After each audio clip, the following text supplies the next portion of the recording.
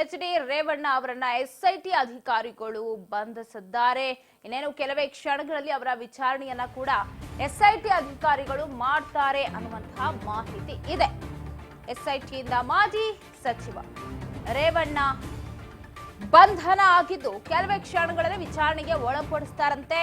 H D. Revanna ಅವರನ್ನ ದೇವೇಗೌಡರ ಮನೆ ಪದ್ಮನಾಭನಗರದಲ್ಲಿ ಅರೆಸ್ಟ್ ಮಾಡಿದ್ರು. ನಿನ್ನೆ ತಡರಾತ್ರಿವರೆಗೂ ರೇವಣ್ಣ ವಿಚಾರಣೆಯನ್ನ ಎಸ್ಐಟಿ ತಂಡ ನಡೆಸಿದ್ದು ಕೆಲವೇ ಕ್ಷಣಗಳಲ್ಲಿ ಮತ್ತೊಮ್ಮೆ ವಿಚಾರಣೆ ನಡೆಸುವ ಸಾಧ್ಯತೆ ಇದೆ. ಕೂಲಂಕುಷವಾಗಿ ಪರಿಶೀಲನೆಗೆ ಮುಂದಾಗಿದ್ದಾರೆ ಎಸ್ಐಟಿ ಅಧಿಕಾರಿಗಳು.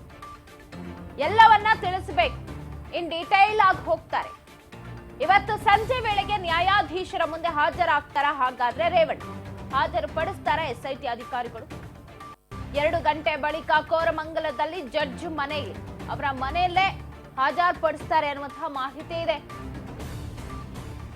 ಎಸ್ಐಟಿಯಿಂದ ಮಾಜಿ ಸಚಿವ ಎಚ್.ಡಿ. ರೇವಣ್ಣ ಬಂಧನ ಪ್ರಕರಣಕ್ಕೆ ಸಂಬಂಧಪಟ್ಟಂತೆ ಕೆಲವೇ ಕ್ಷಣಗಳಲ್ಲಿ ಮಾಜಿ ಸಚಿವ ಎಚ್.ಡಿ. ರೇವಣ್ಣ ವಿಚಾರಣೆಯನ್ನ ನಡೆಸಲಿದ್ದಾರೆ ಎಸ್ಐಟಿ. ಬಹಳ ಕುತೂಹಲಕಾರಿ ಬೆಳವಣಿಗೆ ನೋಡಿ. ರಾಜ್ಯ ಜನರ ಕಿವಿ ಎಸ್ಐಟಿ ತನಿಖೆಯ ಮೇಲೆ ಇದೆ ಅಂತ ಹೇಳ್ಬೋದು. ಏನ್ ಹೇಳ್ತಾರೆ ರೇವಣ್ಣ ಅವರು? ಒಂದಷ್ಟು ಜನ ವಿಡಿಯೋನ ಎಕ್ಸೆಪ್ಟೇ ಮಾಡಿಲ್ಲ, ಒಂದಷ್ಟು ಜನ ಇಷ್ಟೆಲ್ಲ ತಲೆಮಾರಿಸ್ಕೊಂಡು ಓಡಾಡ್ತಿದ್ದಾರೆ ಅಂದ್ರೆ ತಪ್ಪಿದೆ ಅಂತಾನೆ ಅರ್ಥ ಅಲ್ವಾ ಅಂತ. So back to back FIR ಗಳಾಯ್ತು, ನಿರೀಕ್ಷಣಾ ಜಾಮೀನು ರಿಜೆಕ್ಟ್ ಆಯ್ತು. ಕೊನೆಗೂ ಕೂಡ ಚಳ್ಳೆ ಹಣ್ಣು ತಿನ್ಸ್ಕೊಂಡು ಓಡಾಡ್ತಾ ಇದ್ದಂತ ರೇವಣ್ಣ ಅವರು ನಿನ್ನೆ ತಂದೆ ಮನೇಲಿ ಅರೆಸ್ಟ್ ಆಗ್ತಾರೆ. ಮಾಜಿ ಸಚಿವ ಎಚ್.ಡಿ. ರೇವಣ್ಣ ಅರೆಸ್ಟ್ ಆದ ನಂತರ ನಿನ್ನೆ ತಡರಾತ್ರಿವರೆಗೂ ಕೂಡ ವಿಚಾರಣೆ ನಡೆಸಿದ್ದಾರೆ ಎನ್ನುವಂತಹ ಮಾಹಿತಿ ಇದೆ. ಇವತ್ತು ಫುಲ್ ಇನ್ ಡೀಟೈಲ್ ಆಗಿ ಈ ಪ್ರಕರಣದ ಕುರಿತು ಮಾಹಿತಿಯನ್ನ ಪಡಿತಾರೆ. ಸತ್ಯಾಸತ್ಯತೆ ಏನು ಅನ್ನೋದು ಹೊರಬರಬೇಕಾಗಿದೆ.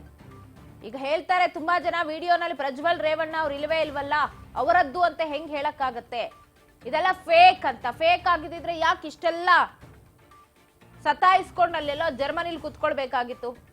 ಅಷ್ಟಿದ್ದವ್ರು ಧೈರ್ಯವಾಗಿ ಎದುರಿಸ್ತಾ ಇರ್ಲಿಲ್ವಾ ತನಿಖೆನ? ಸೊ ಎಸ್ಐಟಿ ಕೊಟ್ಟಿರೋದೇ ಅದಕ್ಕೆ. ಹಿಂದೆ ನಾವು ನೋಡಿದ್ವಿ, ಪಾಕಿಸ್ತಾನ ಪರ ಘೋಷಣೆಯನ್ನ ಕೂಗ್ದಂತ ಸಂದರ್ಭದಲ್ಲೂ ಎಸ್ಐಟಿನೇ ತಗೊಂಡಿದೆ. ಯಾಕಂದ್ರೆ ಅಲ್ಲಿರುವಂತಹ ಆಡಿಯೋ ಪ್ರತಿಯೊಂದು ಕೂಡ ಕೂಲಂಕುಷವಾಗಿ ನೋಡಿ ಅವರು ಸತ್ಯಾಸತ್ಯತೆ ಹೊರಗಾಕ್ತಾರೆ. ಸೊ ಇದೀಗ ಎಸ್ಐಟಿ ಅದೇ ಕೆಲಸಕ್ಕೆ ಮುಂದಾಗುತ್ತೆ. ಇತ್ತ ಕಸ್ಟಡಿಗೆ ಕೇಳೋದು ಬಹುತೇಕ ಡೌಟ್ ಇವತ್ತು ಅಂತ ಹೇಳಲಾಗ್ತಾ ಇದೆ. ನಮ್ಮ ಕಸ್ಟಡಿಗೆ ಕೊಡಿ ಅಂತ ಕೇಳೋದು ಡೌಟ್. ನ್ಯಾಯಾಧೀಶರ ಮನೆಯಿಂದ ಕಸ್ಟಡಿಗೆ ಕೊಡೋದು ಡೌಟ್ ಇವತ್ತು ರೇವಣ್ಣ ಅವರು. ಎಸ್ಐಟಿ ನ್ಯಾಯಾಧೀಶರ ಮುಂದೆ ಹಾಜರುಪಡಿಸುತ್ತೆ. ಬಳಿಕ ಪರಪ್ಪನ ಅಗ್ರಹಾರಕ್ಕೆ ಹೋಗುವ ಸಾಧ್ಯತೆಗಳೇ ಹೆಚ್ಚಿದೆ.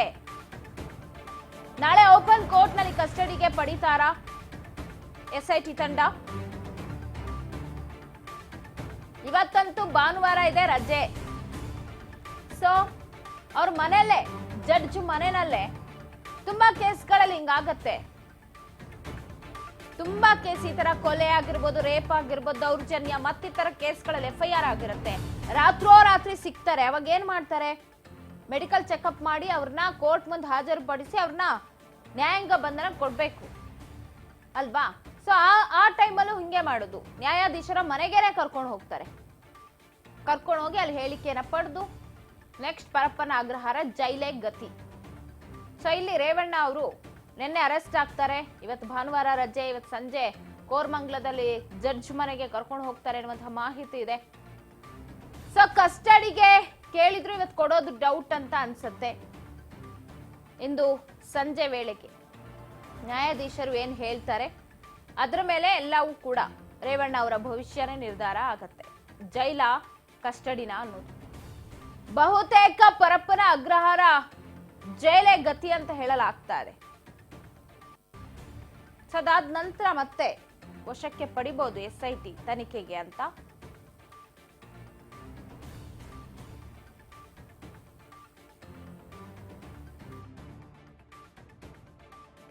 ನ್ಯಾಯಾಧೀಶರ ಮನೆಗೆ ರೇವಣ್ಣ ಅವರು ಹೋಗ್ತಾರೆ. ಅಲ್ಲಿಂದ ಪರಪ್ಪನ ಅಗ್ರಹಾರಕ್ಕೆ ಹೋಗುವ ಸಾಧ್ಯತೆಗಳೇ ಹೆಚ್ಚಿದೆ.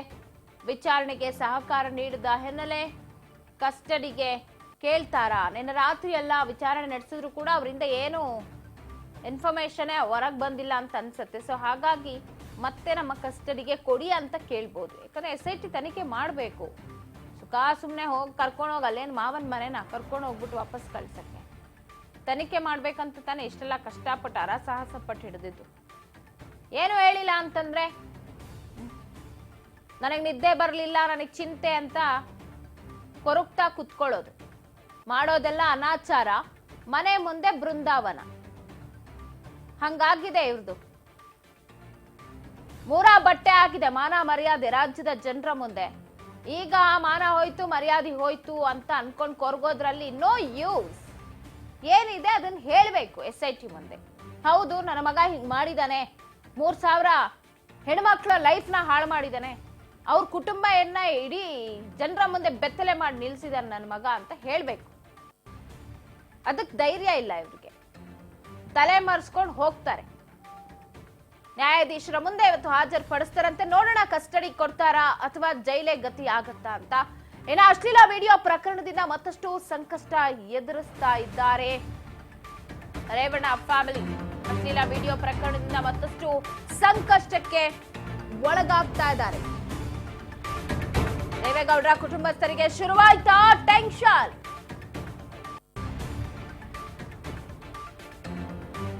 ಮತ್ತೆ ದೂರು ನೀಡಲು ಮುಂದೆ ಬಂದಿದ್ದಾರಂತೆ 3 ಸಂತ್ರಸ್ತರು.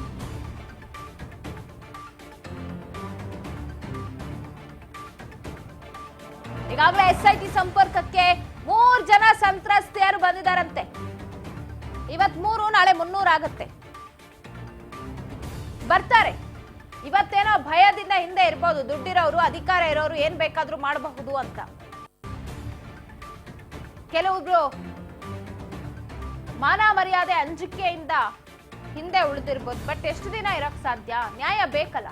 ಇವತ್ತಲ್ಲ ನಾಳೆ ಗೊತ್ತಾಗತ್ತೆ. ಯಾಕಂದ್ರೆ ವಿಡಿಯೋ ಎಲ್ಲರ ಮೊಬೈಲಲ್ಲೂ ಹರಿದಾಡ್ತಾ ಇದೆ ವಿತೌಟ್ ಬ್ಲರ್. ಆರಾಮಾಗಿ ಗೊತ್ತಾಗತ್ತೆ ಯಾರ್ಯಾರು ಇದ್ದಾರೆ ಅಂತ.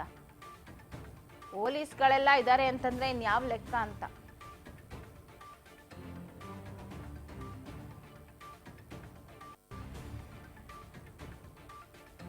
ಪ್ರಕರಣದಿಂದ ಮತ್ತಷ್ಟು ಸಂಕಷ್ಟ ಅಂತೂ ಎದುರಾಗ್ತಾ ಇದೆ.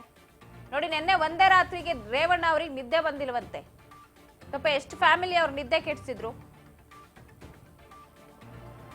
ಈಗ ಮತ್ 3 ಕಂಪ್ಲೇಂಟ್ ಇರೋದು.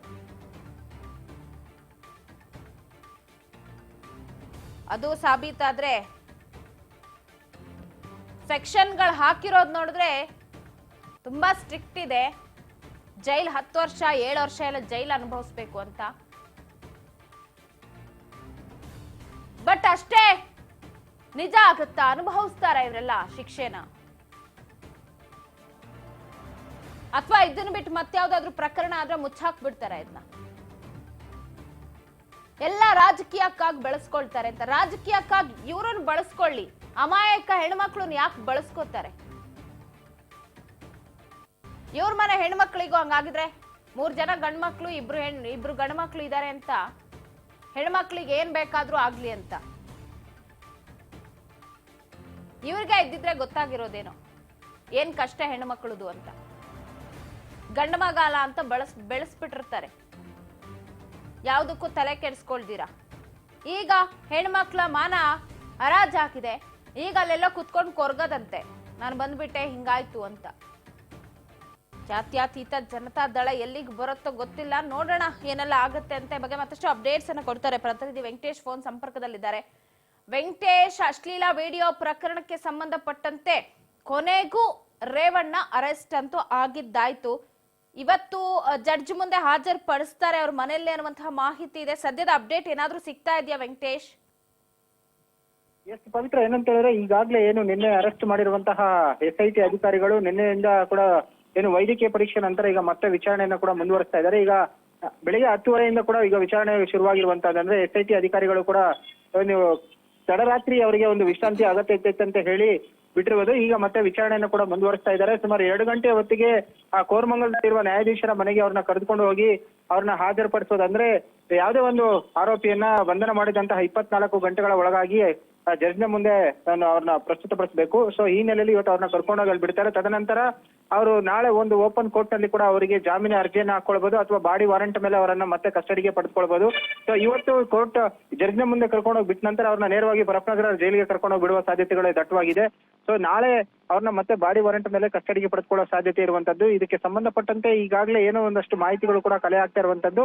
ಸೊ ಒಂದಷ್ಟು ಪ್ರಕರಣಗಳು ಬೆಳಕಿಗೆ ಬರ್ತಾ ಇರುವಂತದ್ದು. ನನ್ನಂತಹ ಸಂತ್ರಸ್ತರೇನಿದ್ದಾರೆ ಈಗಾಗಲೇ ಒಂದು 3ಕ್ಕೂ ಹೆಚ್ಚು ಸಂತ್ರಸ್ತರು ಬಂದು ಮತ್ತೆ ದೂರನ್ನ ಕೊಡ್ತಾ ಇದ್ದಾರೆ ಅಂತ ಹೇಳಿ SIT ಅಧಿಕಾರಿಗಳು ತಿಳಿಸ್ತಾ ಇದ್ದಾರೆ. ಮತ್ತೊಂದು ಕಡೆ ಏನು ಒಂದು ದೂರನ್ನ ಕೊಟ್ಟಿದ್ದಂತಹ ಸಂತ್ರಸ್ತರಿದ್ದಾರೆ, ಒಂದಷ್ಟು ಮಾಹಿತಿಗಳನ್ನು ಕೊಡೋದಕ್ಕೂ ಹಿಂದೇಟ್ ಆಗ್ತಾ ಇದ್ದಾರೆ ಅನ್ನುವಂತ ಒಂದು ಮಾಹಿತಿಗಳು ಕೂಡ ಲಭ್ಯ ಆಗ್ತಾ ಇರೋದು ಒಂದು ಕಡೆ.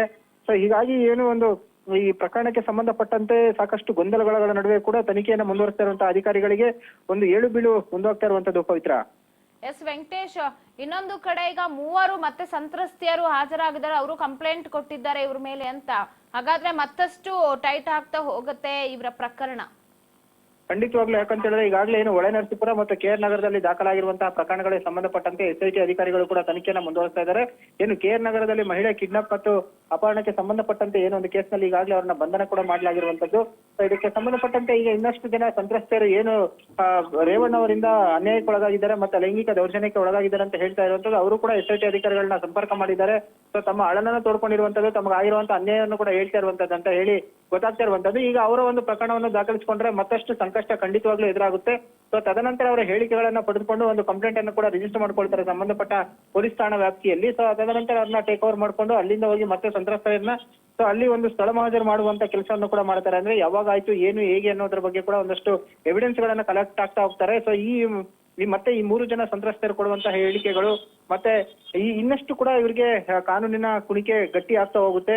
ಸೊ ಇನ್ನು ಇದು ಕೂಡ ಪ್ರಜ್ವಲ್ ರೇವಣ್ಣ ಮತ್ತು ರೇವಣ್ಣ ಅವರ ಕುಟುಂಬಕ್ಕೆ ಇದು ಕಂಟಕ ತಪ್ಪಿದ್ದಲ್ಲ ಪವಿತ್ರ. ಥ್ಯಾಂಕ್ ಯು ವೆಂಕಟೇಶ್ ಮಾಹಿತಿಗಾಗಿ. ಒಟ್ಟಾರೆ ಅಶ್ಲೀಲ ವಿಡಿಯೋ ಪ್ರಕರಣದಿಂದ ಸಂಕಷ್ಟ ಮುಕ್ತರಾಗೋ ಯಾವ ಲಕ್ಷಣನೂ ಕೂಡ ಕಾಣ್ತಾ ಇಲ್ಲ. ಕ್ಷಣಕ್ಕೂ ದಿನಕ್ಕೂ ಹೊಸ ಟ್ವಿಸ್ಟ್, ಹೊಸ ಕಂಪ್ಲೇಂಟ್ಗಳು, FIRಗಳು ದಾಖಲಾಗ್ತಾ ಇದೆ. ದಾಖಲೆಯ ಸುರಿಮಳೆ ಅಂತ ಹೇಳ್ಬಹುದು. ರೇವಣ್ಣ ಫ್ಯಾಮಿಲಿಗೆ ಮತ್ತಷ್ಟು ಇಕ್ಕಟ್ಟಂತ